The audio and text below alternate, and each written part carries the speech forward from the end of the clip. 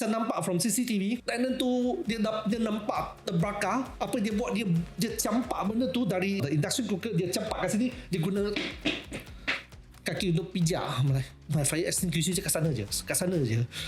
CCTV saya nak jirik tau. Kita luar biasa. Kini tiba masanya. Bina masa depanmu. Saat kita bergandingan terasa ringan. Hi, welcome back to Unibizity dalam series Hasil Demi Hasil. I'm Asyraf Khalid. So this is the 6th season of Unibizity podcast. This marks my 3rd season with Unibizity. So in case you guys didn't know, the Unibizity podcast is one of Radio Info's Asia Podcast Award 2024 winner in the People's Choice Best Money and Best Business Podcast category. That's right. So you guys are watching a world-class podcast because we are an award-winning one.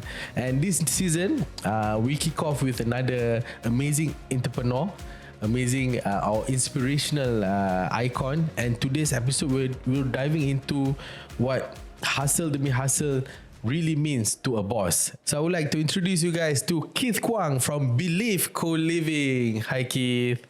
Hello, hi everybody. Thank you so much for making the time to be our guest today, and hopefully you can share with us how you grow your business so fast, man. I feel really honored because I'm able to be in this world-class podcast production juga, right? So I'm really happy to be here. We are Belive Co-Living. We are running a co-living space in Malaysia here, where we are managing close to about 4,500 rentable space at this moment of time, and we are one of the largest in Malaysia, thanks to all the owners and tenants who trusted us. Yeah, that's amazing, because I also just found out that this company also just only launched about last year, right? Yes. And in 1 year you have grown so fast, and I think it's something that is so amazing lah. And hats off to you, man. Thank you so much. Thank you so much. Thanks to the team too. Keith, before we go deeper into your business, can you tell us a bit about yourself? Like, siapakah seorang Keith Kuang ni? And maybe your background, how you grew up and things like that. Okay, I come from a background of marketing. Okay. Advertising, marketing background. Before even I started my own venture, I actually has always been in marketing manager roles in the multinational companies and things, F&B, skincare, siapa pun pernah buat. Then it was up to a point, I would say, I do have this kind of skill. I think I do have those what we call entrepreneurship skill. I say, if I can make money for my company, maybe I can make money for myself. Then that's where I try to venture into entrepreneurships, which is really not easy. Yeah. Really not easy.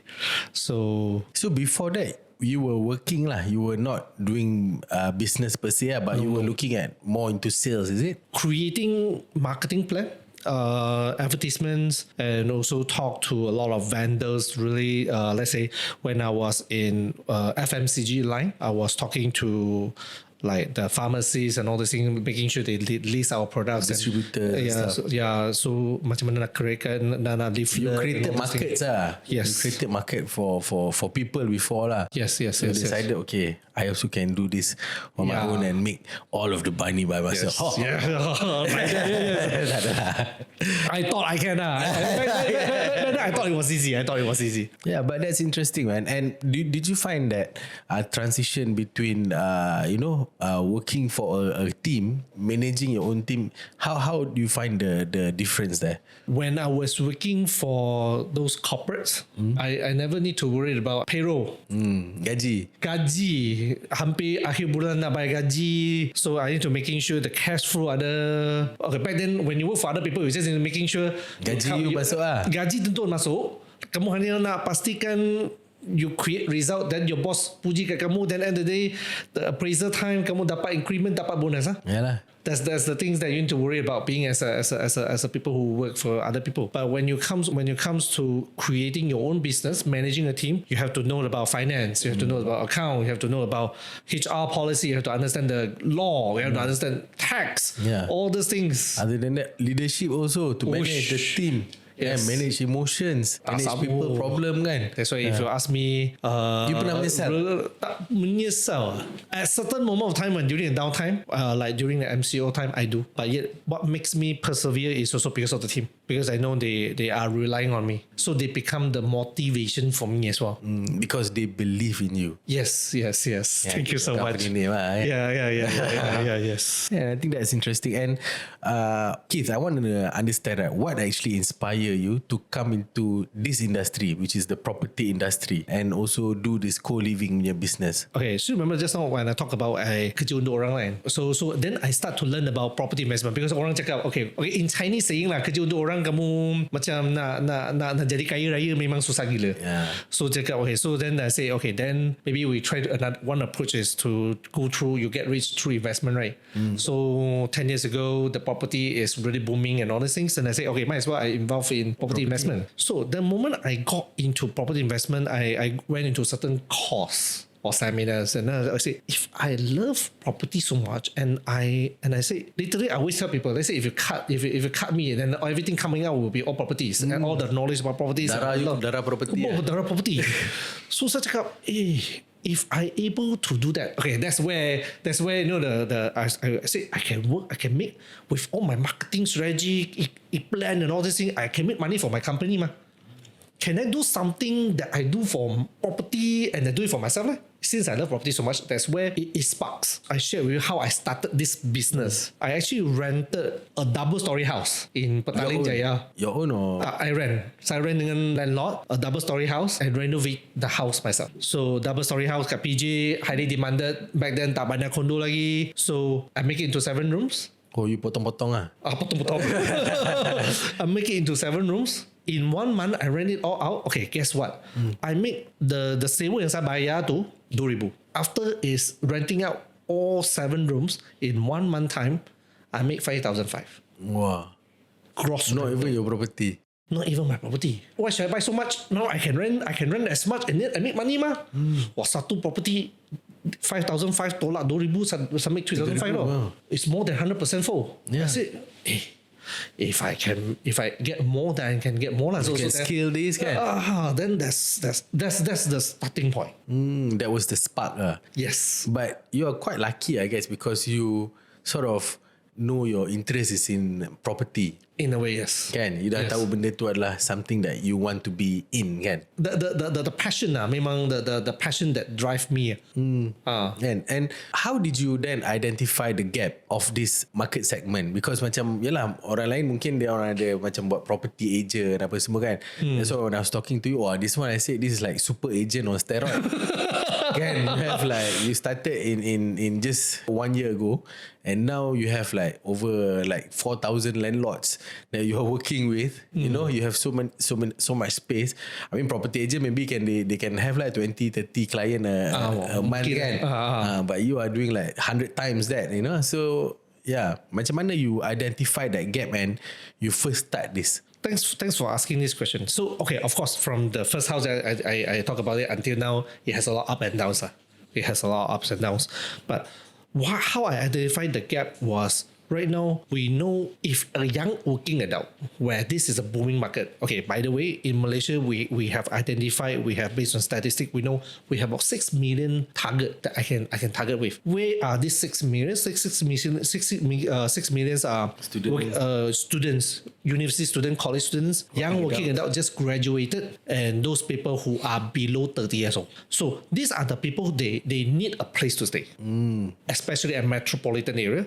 But where can they stay? If you're asking them to pay for a whole house punya sewa, the first move in really will be killing them. First, imagine the first month rental plus 2 months security deposit, half month utility deposit lagi, and all this deposit before they can get a place to stay, they have to tidur bawah jambatan sebelum dia dapat sewakan rumah. Lagi kalau dia baru datang daripada kampung ke, datang daripada luar ke kan. Yeah. Then I say, is that a way we're able to have we give them a quality space? Then yet we're able to lower down the moving costs. That's why I identify if rather than sewa the whole house, allowing them to sewa a bilik, which they really need a place to stay anyway. So might as well we do it that way, and within an affordable budgets and easy move in, 500 to 700 ringgit, they can move in already. Do they have to pay like 3 months advance ke apa? With different companies, I don't know, but with us is zero deposit. Oh, really? Yes. So with that 500 or 700, they can straight away move in. Masuk je. First month rental lah, kena bayar lah. First month rental lah. Jadi so as normal lah. So the moment you just pay that amount, then you should really move in lah. Oh, that makes life so much easier lah, especially for macam international students and all that kan. Okay, sorry. International students, saya kena charge balik 2 bulan deposit tu. Because I betul-betul takut because for local, why we're able to do so is because if at least we're able to do credit check. We're able to do credit check, background check, and all this Malaysians. For international, we cannot get. That's why we get the security deposit from them. But still okay lah. Still much cheaper than having to rent the whole house and having to pay the 3 months rental and stuff like that. Yes. That's why I would really I'm happy in our business because we do get a lot of compliments about what we have been doing and really in supporting this group of people who really needing a place that is really quality enough for them to stay. So kalau mereka cukup tidur boleh kerja dengan bagus sikit, jadi it will help. In a way, it help Malaysia in building a GDP. I hope so. Yeah. And what I find interesting also is because they all live together with other people. Yes. And how do you find that as a challenge pula? Do you find that challenging to like mix different kind of people in the same house and to make sure that they don't fight with each other? Because in the end of the day, they use the same kitchen, maybe they use the same TV punya tempat, that kind of thing kan? Yes. How do you manage that? Okay, when we talk about this may be a bit long, but just allowing me to share a little bit is because they say bilik, it means anything that within a condo, which is the common area like common bathroom, the kitchen, the walkway, the dryer, washer, all these are sharing. TV tengah tak? Kami tak letak TV because TV tu sekarang they don't really watch TV a lot. So we notice they watch on the phone a lot. That's why we ensure internet has to be top notch. That's why there's Unifi. Betul. So we also we use a lot of Unifi product as well. So making sure our client get good quality internet. So one more thing is how we manage that is first thing first is because we do have tenant coming from different country, different background, different growing background, and different kaum, different religion. That comes with all this thing. How are we able to making sure they live harmonious? So first thing first is we put fridge in every single room rather than we put a common area fridge. Let's put it this way, be respectful because in Agama Islam, you in the same fridge, it shouldn't have any mixture of non-halal inside the fridge. Fair enough? But yet, how am I able to control the behavior of my tenants somehow? Even though I put in house rules, I can't. Fair enough. So might as well right now, I don't provide the common area fridge, and every single one of you are able to have your own food, your own daging, I don't care, and all this thing, and your own utensils and all this thing by yourself. So that's one of the things that I control that. And the usage of washer, dryer, and all this thing, we put it onto a schedule. So if you're room 1, you use room 1, you use on Monday, room 2 use on Tuesday. So Tuesday nobody will report with you because you really know the rules. You really know if you miss this Tuesday, I'm sorry, you have to wait for until the next Tuesday. So we make it into it looks very rigid. Creates the harmony lah. Yes, then you end up fighting every day over small things. Yes. Rules do play a part, and we're also making sure that let's say if we have a male only unit, female only unit, we have a very clear house rules that cannot bring any guests. I don't care what is whether the is male in gender, female in gender, we don't care, but don't bring any house guests coming into the place because that place only belongs to 3 of you. That each of you own the rooms itself. It shouldn't be shared with other people. We do have a very strict house rules. But I think that's important to keep order. Yes. Luckily, our tenant love the rules. That's why they choose us somehow because they love our rules. Yeah. Because they know at least it's well maintained. Yeah, and at least there's a common rules for everyone. Yes. Everyone understand the same thing. Yes. Kan? Yeah. Kami penalize tenant tau yang tak ikut. Oh really? Tak ikut rules. Kami penalize them. We saman lah, not really penalize. We saman mereka kan. So they learn. No, that's good. Alright, so Keith, I want to ask you, right, what was the first major milestone ataupun success that gave you the confidence in this business model? The first milestone. Okay, the first milestone definitely definitely is coming from the first house that I just say, okay, I say, hey, if satu rumah boleh untung 3,000, kalau saya ada 10 rumah jadi saya untung 30,000. That kind of logic, no? That kind of logic. So that was the first milestone. But let's say, but it wasn't an But the proof of concept that you know that this business works. That's a POC, no? That's the POC. But again, it was purely on, I would say, it's a solopreneur kind of things. So the real next milestone is when we are wanting to enterprising it. It means you're really putting it into a proper SOP, because I know, for me to make this business scalable, I cannot be relying on myself. That I know all the rules, I know all the SOP. No, I need to learn how to build SOP, build the team knowing that align with me and all those things. The next milestone is when I first started in a condo in Cheras. That's where we started to do a lot of renovation works for all the owners. Now we have, in that condos, we have close to about 400 rooms. Oh, wow. 400 in that particular condo itself, we have close to about 400 rooms, and it is always at 98% occupancy rate. So I would say that is the next milestone that making me able to have the confidence to grow until this scale today lah. Yes. That's amazing, man. And I'm still in awe to see how fast you grow, man. Thank you so much. Thank you. Insane. Okay, bro. You have your own Borak Society podcast and yes. quite active on social media, right? Do you get tenants from social media? Is that one of the way you promote as well? In fact, I would say 65 to 70% of my tenants are coming from the social media. Oh, really? Yeah. Yes. Oh, so she must be doing a good job. Yes, my marketing has done. Okay, saya nak guna ni peluang ni untuk pujikan saya punya marketing team lah. Okay, so my marketing has done a fantastic job, because see, just now the demographic that I told you about, the 6 million people, and where are they? They are always on social media. Yeah, definitely. So that's why my team has identified the needs and understand where they're coming from. That's why they put a lot of content, and somehow I look at their content, I don't understand what they're doing. But it works. Yeah. Again, that's why you need these young people. Yes. They know what are they doing. Then I said, okay, as long as the rooms are being occupied, I'm okay. As long as the numbers is there. Yes. All right, that's interesting, man. Okay. So you sell partition walls as well. So what's your view on homeowner installing partition walls and get like 10 tenants to live in a small unit? If you're really asking me, I will never be the one who encourage to build partitions, but I always give a choice to the owners. So again, my logic is always telling people that, say, there will be owners telling me, see, Keith, I have this space 1,000 square feet, originally 3 bilik, boleh saya tambah lagi 3 bilik, 4 bilik lagi, jadi 3 tambah 3 tambah 4. Oh, jadi 18 bilik lah. So I say, okay, cool. So owners, you have to understand one thing. Is you are not the one and the only unit that's providing a co-living space in the entire condo. So end of the day, the first impression and the livelihood, the moments people buka pintu to it matters. So I'll tell owners saying that, hey, the maximum I will strongly advise you to do, and this is only the only concept we do is only N+1. What's the N+1? Let's say originally you have 3 rooms, originally you have 4, maximum you can do +1. That's the maximum. But of course, if you want not +1, that +1 is entirely up to you.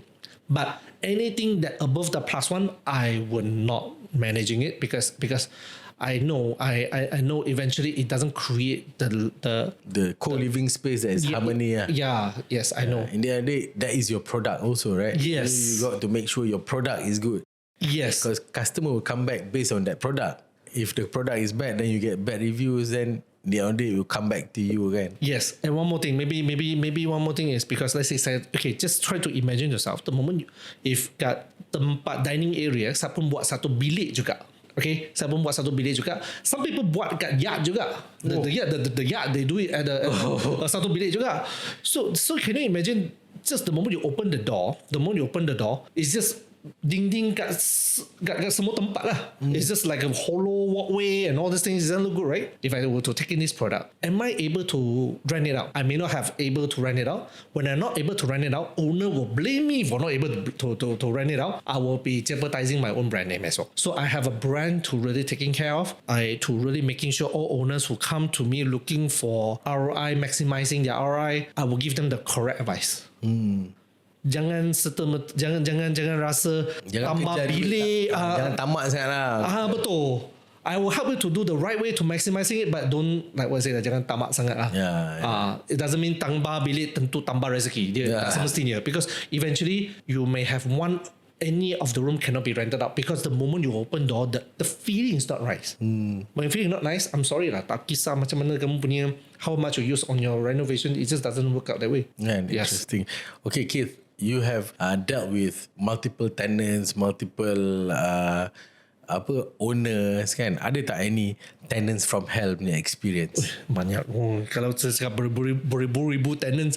Okay, at this moment of time, I'm just telling you, at this moment of time, we have served up to 15,000 tenants. As of now, we have served up to 15,000 tenants. The tenants come and go and all those things. Out of these 15,000 people, 15,000 stories, do we have a lot of juicy stories? We do. We have tenants who really literally burn the kitchen. Okay, how they burn the kitchen? Okay, funny story. Okay, just take it. This is a container, but the container kamu ingat yang kamu bungkus benda yang plastik PVC tu, transparent PVC. The international student buka induction cooker, letak ke atas untuk memanaskan makanan. Yes, instead using a pan. Dia tak guna periuk, tak guna benda lain, tapi dia guna. Ada satu lagi benda dia tak guna. Otak dia. Otak dia boleh tak guna juga. Betul. And then you know what happened? You know what happened? The entire thing, of course, will burn out lah. Will burn lah. Okay, nasib baik tau. Okay, imagine. Okay, for us, we look at this very, very seriously. Why I call this as tenant from hell is because of this incident. And if it wasn't being solved immediately, if the fire to memarak, then the whole house, everybody will get affected. No? Don't play, man. This is safety and come to these things. And in fact, every single house we have fire extinguisher. But because through the CCTV, saya nampak from CCTV, tenant tu dia nampak terbakar. Apa dia buat, dia campak benda tu dari the stove, the induction cooker, dia campak kat sini, dia guna kaki untuk pijak. My fire extinguisher je kat sana je. CCTV saya nak jirik tau. But yeah, funny story. So then only I realized one thing. I have fire extinguisher, but my tenant are not educated enough to know how to use fire extinguisher. So that's the next thing that I'm actually doing, to really teach my tenant how to use fire extinguisher when they move in. And also we have police come to us telling us that one of our tenants is a drug dealer. What do you have to do then? Provide all the info. All the info about this tenant. Provide we let, because every single rooms we have the accessibility data, because we able to know when they entered the room before and all those things. We do have this kind of data. And we have every single house, we have our CCTVs, so we provide all this data to really support Malaysia government, but to support PDRM. I think we do something, but we have a lot of funny story. So tenant from hell, I would say in general, most of the tenants, 90% of them are really good, but the 10% is enough for us to write. Kill yourself, and also to write a book. Yes. But that's interesting. I mean, because you've grown so fast. Kan, like just in the span of 1 year, this many people you have met. So of course, there bound to be some problem. But I think you have done well, man, to get through all these challenges and yes. You know, still here and still growing. And luckily, also the team lah. Okay, I always give the credits to the team because most of the time right now I don't do the work. I don't do a lot of operational work anymore. So they are the one who are aligning with my visions and the missions to really run the company right now. Man, interesting. Okay, bro. Of course, doing this business, there's a lot of lessons to be learned. And what were some of the hardest lessons that you learned, especially during this first year of business? When we started in Belive, we do have, the first challenge is always cash flow. Because when you need to maintain the team and to keep the customer service at a top notch. Right now, a lot of people won't care whether you are small or you are big companies. People will still expecting you are delivering the same amount of customer service quality, speed as per the big companies. But in fact, when you were small, when you were a startup, there's a customer service is a challenge. So customer service is a challenge, and then what you're going to do, you hire more people to do customer service, right? So when you hire more people to do customer service, that's where you need to juggle your cash flow. So while you need to train your people to be professional enough in the customer service, you need to making sure that you have sufficient cash business sales that coming to you to really sustain the whole thing. So the first year was really challenging for us to really making sure that we are meeting the expectation of the customers while maintaining good cash flow for the company. And in fact, we managed to pull it through. Yes. Man, that's amazing. Okay, bro. Like, of course, there are times when it's tough, and of course, there are sometimes you have setbacks. Kan? So, how do you keep yourself motivated during these times? I think the thing that really motivates me is really seeing my team. At some point, I was somehow sitting at the staircase over here, and I'm asking myself, what can I do? And I seems like clueless on solving certain issues. I feel like whatever I do is just not right at all. When I'm so down, sitting there and I'm not knowing what to do, kind of clueless, lost, but I still see my team running around here. They're still fighting, no? They're still fighting. They do this, they do that, and I'm like, if they are fighting, they're fighting for belief. Why am I sitting here? They never give up. Aren't they in the same shitty situation like me? They are. They were the one who motivates me because they didn't say, "Hey, boss, Close it down. yeah." No, they don't. They still fight. And if you really ask me, what makes me every day motivates to come to work is really seeing a team that is really motivated enough to come to work. They are the one who makes me want to come to work. Yes. But of course, most of the time, that also comes with the right leadership. Takkan diorang tiba-tiba motivated? I'm sure they are also being motivated, right? Yes. So what do you think is the driving force of that? Okay, first thing first, I think what we have done is we have always fostered the culture of care, listen. I listen a lot to them. I really care them a lot. Every time when during the meeting, you can ask a question, siapa ada soalan lagi? Nobody will ask any question. But at the end of the day, and when they don't have any question during the time, but doesn't mean they don't have any questions. They will still gossip about boss, gossip about the team, gossip about anything about the company behind you anyway. So what have I done is every single town hall, every single month we'll have a town hall meeting. And the town hall meeting, I created sessions where they're able to raise any question to me. And it was anonymous. So I wouldn't know who asked what questions. It is a question they want to, it can be as spicy as they want to ask. And I will turn on the screen and show all questions they ask. So no question are missed. Transparency. So I answer on the spot. And yet you won't be pinpoint because I won't know who are the one who asked. So I treat everybody fairly. That's amazing. So you foster a culture where everyone is open, everyone, have their what they want to say, they can say lah. Yes. Can. Without even bagi masalah kat themselves, kan? Yes. I think it's an amazing culture that you've built. No wonder that you guys have grown so fast, kan? Yes. And I think it's important to have good culture in every business because if the culture is bad, then everything also move very slowly. Yeah, but if you have the right culture, you have the right champion mentality, then everything can also speed lah. Kan? Yes. Yeah. And one more thing, I think one of the thing is I always tell my team, I say, okay, you don't need to come and kipas saya one. Okay, you don't need to say, hey boss, how are you? No, I don't need you to do so.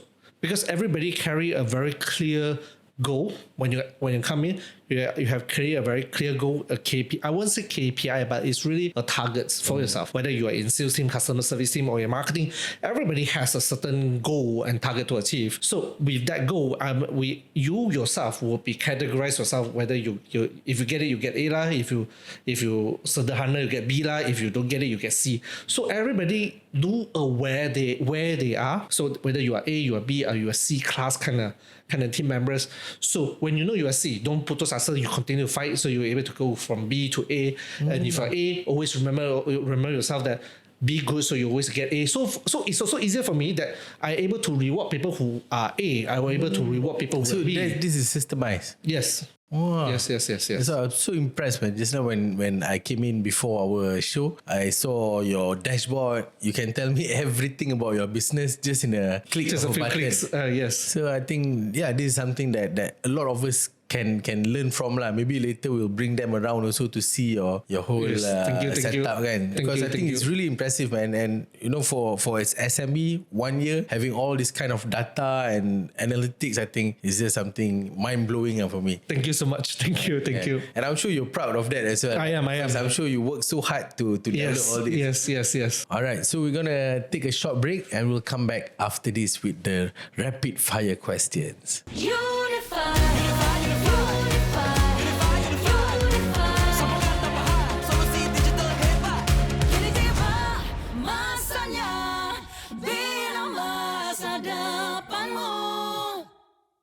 Alright, so welcome back to Unibizity podcast with me, Keith. Alright, Keith, we've got a little game for you. So you have to answer 10 questions, but you have only 10 seconds to answer each question. Okay. And the question can be a little bit spicy, but I believe you can answer a lot of them with confidence, can? Okay, Keith Kuang, are you ready? I am. Alright. So, what's the total revenue for Belive Co-Living?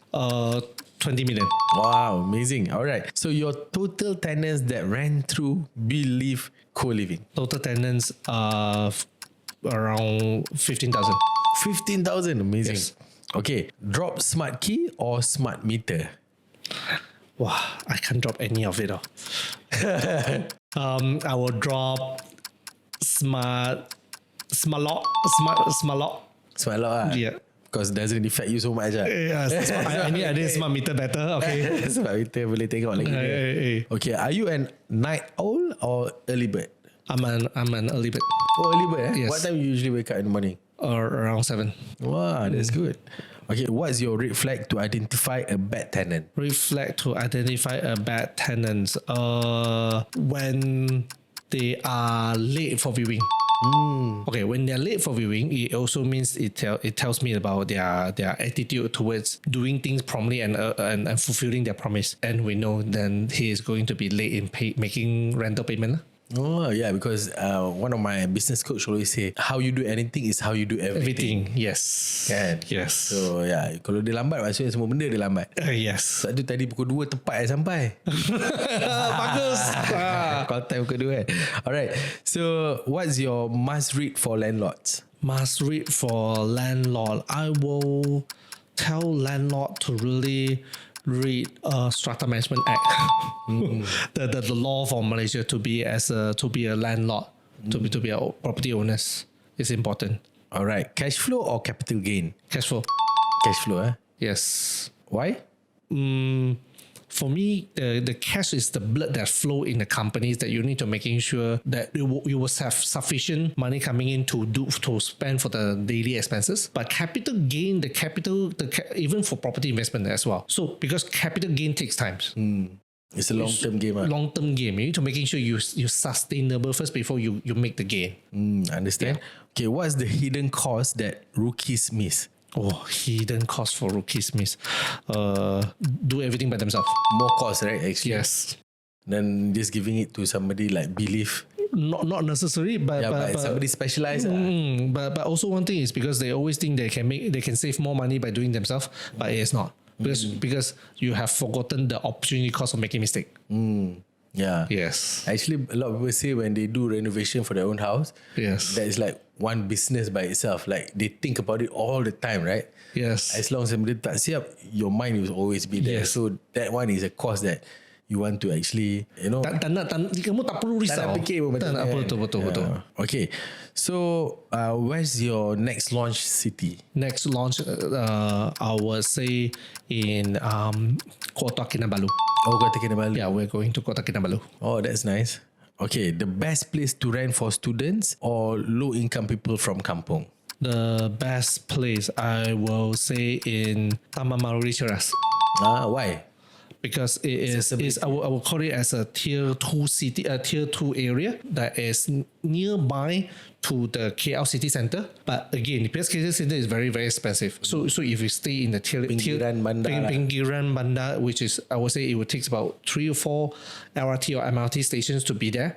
And yet the travelling distance about half an hour, I think is manageable. And yet the rental is something is really good for them. Oh, that's Yes. good. Very good tip. So thank you, Keith, for answering all the questions with confidence. Thank you. And thank you. All right, so that's it for our session for this segment, and we'll catch you guys in the next segment.